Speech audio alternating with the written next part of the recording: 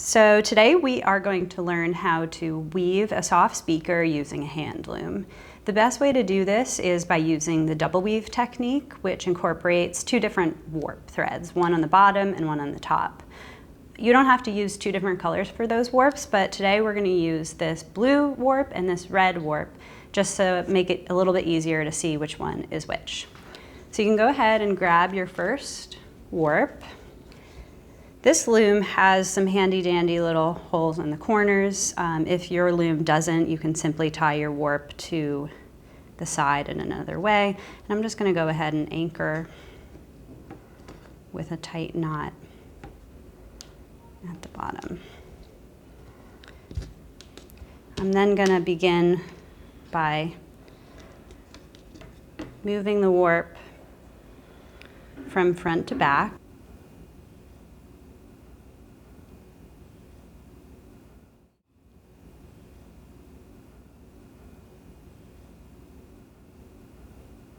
So I'm going to go ahead and travel this warp from the top to the bottom, catching these little teeth on either side.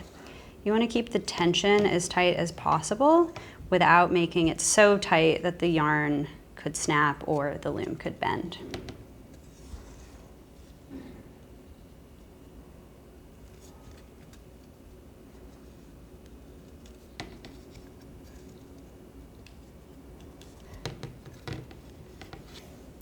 So when you get to the end, you can go ahead and cut a healthy tail and secure it through the hole on the opposite side of the loom.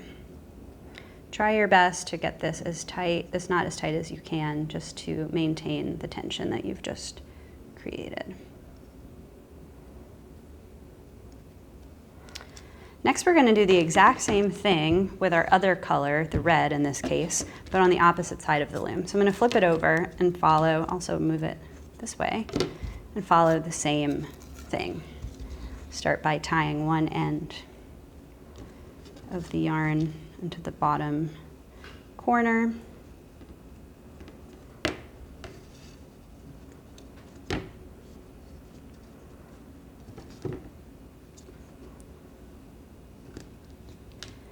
And then I'll travel the warp thread from top to bottom, back and forth.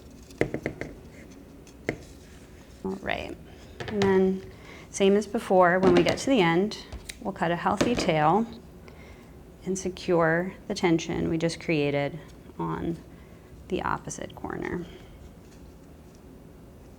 You may decide to use a little bit of painter's tape or artist tape to further secure these knots down to make sure everything is tight depending on your loom.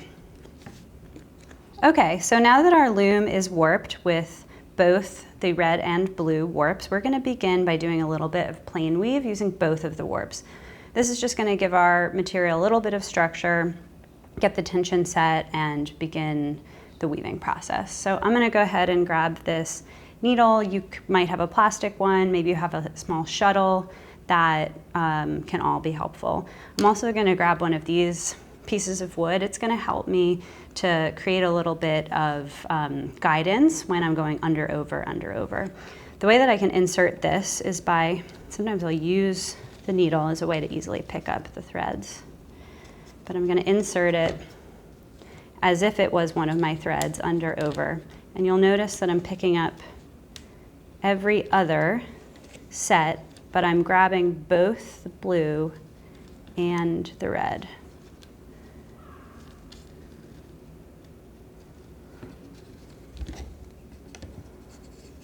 And using that needle allows me to create a space to bring them in through.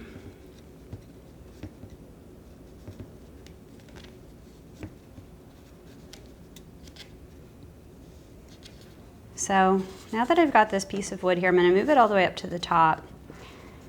And what it's doing for me essentially is creating a pathway between every other pair of warps, under, over, under, over. So half of the time that I'm weaving, I don't have to pick up every other. I can simply move through the cavity created by this piece of wood.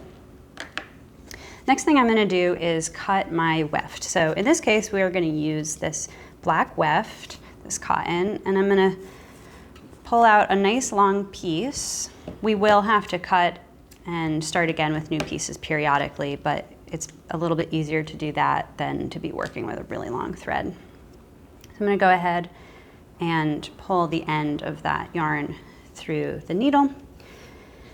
And I can use the cavity that we just created here to go straight through. It's the same as picking under, over, but the plank of wood makes it a little bit faster. And then I'm going to pull this yarn all the way through so that that tail, the very end of it, is simply hanging off to the side. And it's nice to have a healthy tail a couple of inches. We're going to start the cloth closer to the wooden part, and we have this nice comb here that can help us pack it down so we get some tension.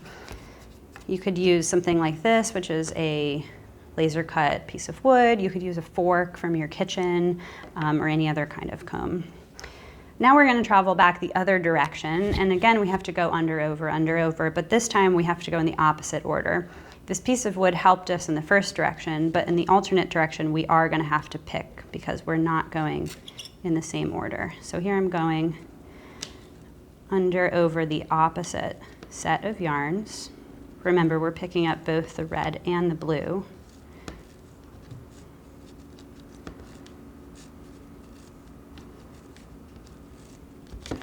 You might have to pull part of the way, partially.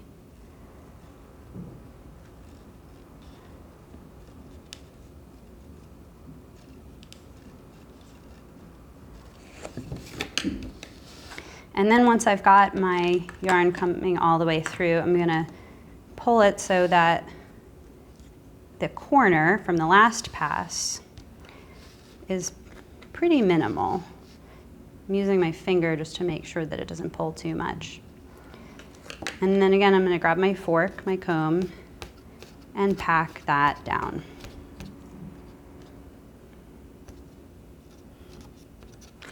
So you can proceed to do this left to right, using the plank of wood for one direction and then picking in the opposite direction until you've got a couple inches of plain weave.